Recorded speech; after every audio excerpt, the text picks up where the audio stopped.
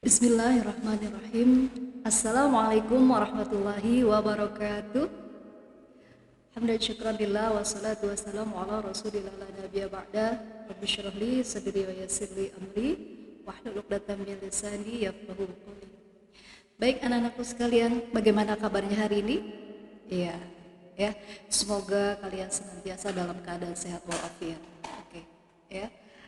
Kita kembali lagi dalam pembelajaran materi BK, bimbingan dan konseling. Pada kesempatan kali ini, Ibu akan menyampaikan materi mengenai cara kerja otak kiri dan otak kanan. Oke ya.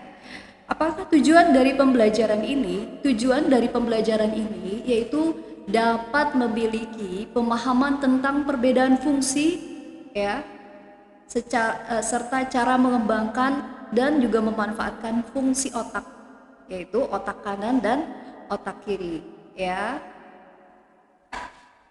Oke. Persepsi untuk materi kita kali ini. Penelitian mutakhir membuktikan bahwa otak manusia terdiri dari bermiliar-miliar sel aktif.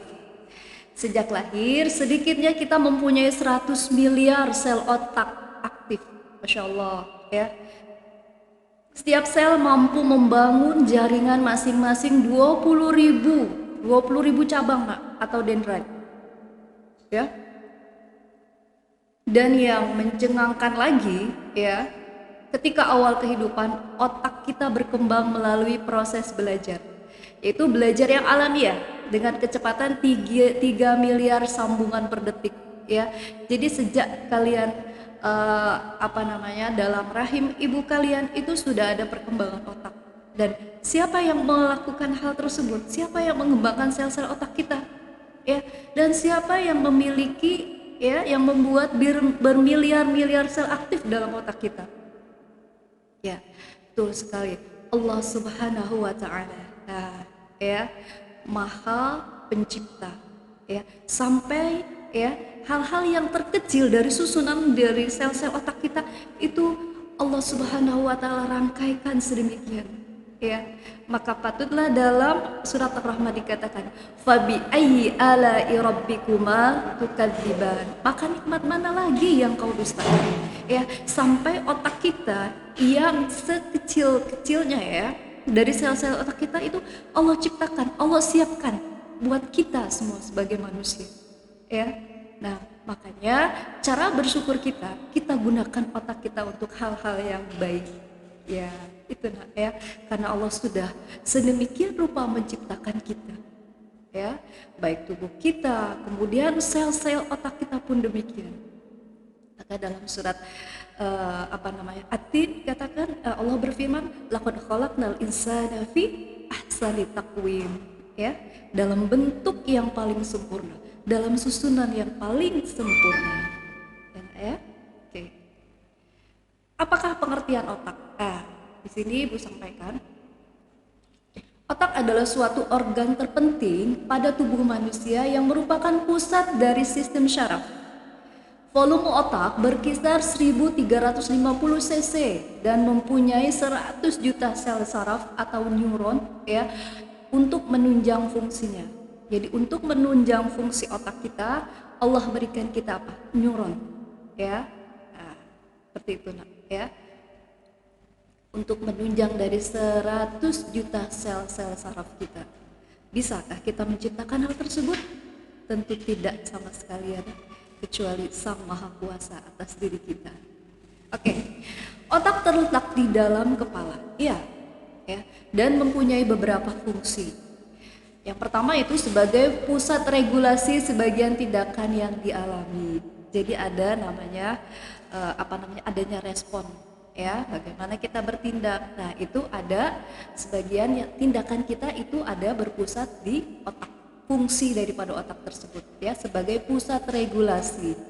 Nah, mungkin kalian sudah mempelajari di materi IPA. Oke, selanjutnya sebagai pusat pengatur organ-organ tubuh. Misalnya apa organ? Misalnya apa? Mengatur kerja jantung, hati, dan lain-lain. Ini berkaitan sekali. Ya ya. ketika hati kita lagi tidak merasa nyaman, ini secara otomatis maka kita akan merasakan sakit ya, kepala kita dan seterusnya ya.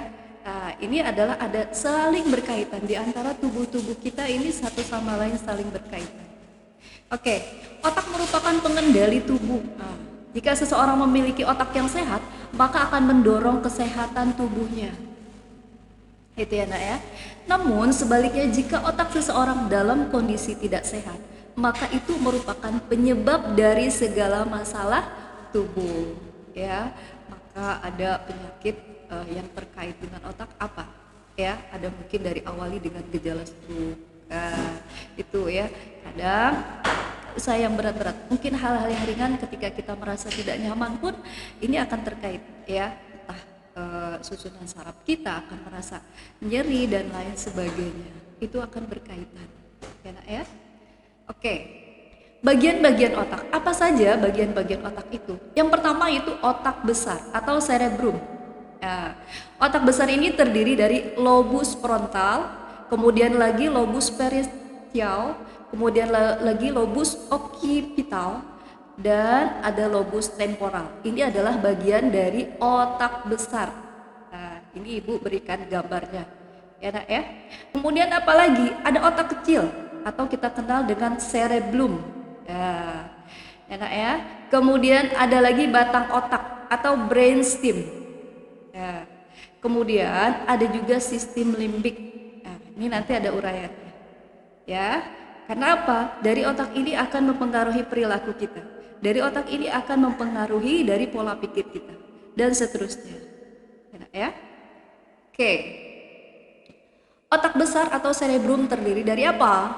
Ya, terdiri dari lobus frontal. Frontal yang tadi sudah ibu sampaikan. Pengertiannya di sini yaitu penjabarannya.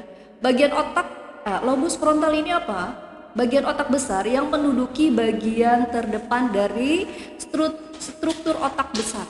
Ya, lobus temporal memiliki hubungan dengan perilaku manusia. Seperti apa perilaku tersebut terkait dengan lobus frontal? Yaitu kemampuan bergerak, penyelesaian masalah, kreativitas dan lain-lain. Ya nak ya. Oke, ya jadi otak besar ini yaitu hubungannya dengan perilaku manusia. Ya. Oke, ada lagi lobus parietal. Ya. Oke, bagian otak besar yang berada di tengah, ya. Oke, yang berada di tengah nih, kemudian berhubungan dengan proses sensorik tubuh berupa tekanan, sentuhan, rabaan dan lain-lain. Oke, ada lagi lobus occipital, ya, merupakan bagian otak besar yang berada paling belakang. Ini nak, ya. Lobus occipital ini berhubungan dengan penglihatan manusia, ya, atau dengan visual. Oke, ada lagi dari bagian otak besar yaitu ada yang namanya lobus temporal. Apa itu lobus temporal? Bagian otak besar yang berada di bagian samping kiri dan kanan otak, ya. Lobus temporal berhubungan dengan suara atau verbal manusia. Oke, apa yang akan kita bahas dari sini? Kemudian lagi, selain otak besar, ada otak kecil atau cerebellum. Merupakan otak yang berada di bawah lobus occipital, tepatnya di bagian belakang kepala, di belakang sini nah. Berhubungan dengan leher bagian atas. Oke, tengkuk kita ya kalau kita bilang itu. Otak kecil berhubungan dengan mengontrol gerakan manusia, koordinasi antara otot ya, mengatur keseimbangan tubuh dari manusia tersebut. Ya. Oke, selanjutnya ada batang otak atau brainstem. Berada di leher bagian atas, memanjang hingga sampai ke sumsum tulang belakang manusia. Ya. Kemudian bertugas, apa tugasnya? Mengatur fungsi dasar manusia seperti mengatur proses pernafasan, denyut jantung, kerja ginjal dan alat-alat hal vital lainnya dari manusia. Dan ada juga sistem limbik, ya, merupakan bagian yang terletak di tengah-tengah otak. Sini anak ya. Kemudian sistem limbik berhubungan dengan alam sadar manusia. Seperti apa? Emosi, ya, ada memori atau data ya. Kemudian lagi ada rasa haus, ada rasa ada rasa lapar dan seterusnya. Ya. Jadi kalau kalian berasa haus dan lapar, sistem limbik kalian itu adalah berjalan dengan baik. Oke. Dan dari sistem limbik ini ya kita akan banyak menyimpan memori-memori atau data. Mungkin waktu kecil kalian diajak berpergian dan lain sebagainya ya. Memori-memori itu tersimpan dalam sistem limbik. Oke, apakah perbedaan fungsi otak kanan dan otak kiri? Ya, fungsi otak kanan dan otak kiri. Oke, kita di otak kanan dulu ya.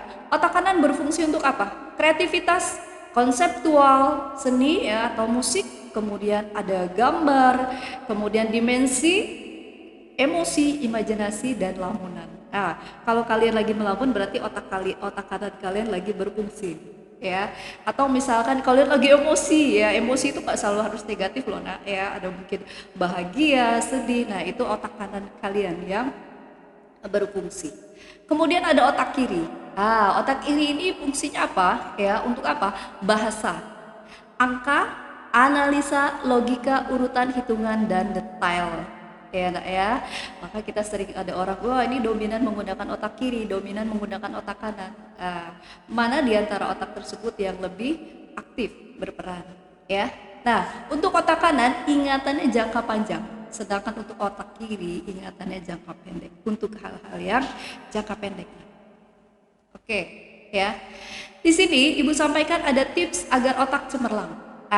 Ini yang paling penting di antara uraian-uraian tersebut. Yang pertama adalah selalu bersikap dan berpikir positif ya.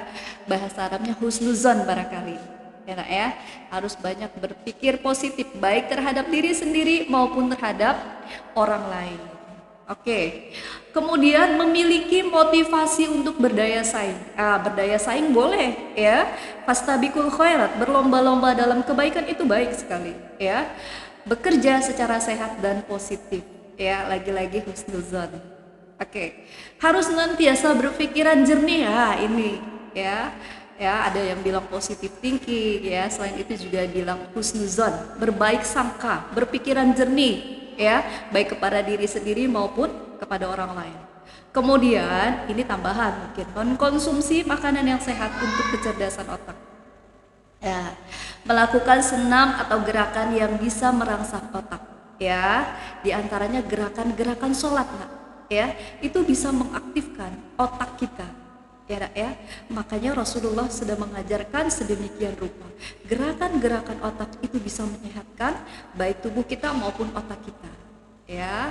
Bahkan dalam satu riwayat dikatakan kalau sujud itu lebih lama, sujud akhir ya, selain kita permohonan doa juga itu untuk menjaga agar otak kita selalu cemerlang. Oke. Kemudian yang terakhir yaitu cukup istirahat ya, istirahat yang cukup, jangan banyak bergadang kecuali untuk hal-hal yang penting ya. Kalau begadang tidak ada gunanya itu menyia-nyiakan waktu. Oke ya, berdoa dan selalu berpikir positif, lagi-lagi positif thinking ya. Oke ya nak ya, itu diantara bagaimana cara kerja otak kita ya. Yang tidak kalah penting kita senantiasa menjaga agar otak kita selalu cemerlang, itu dengan cara-cara yang tadi Ibu sampaikan. Oke ya, itu saja yang dapat Ibu sampaikan. Akhir kata, semoga bermanfaat buat saya dan buat kalian juga. Akhirul kalam, billahi taufiq wal hidayah. Wassalamualaikum warahmatullahi wabarakatuh.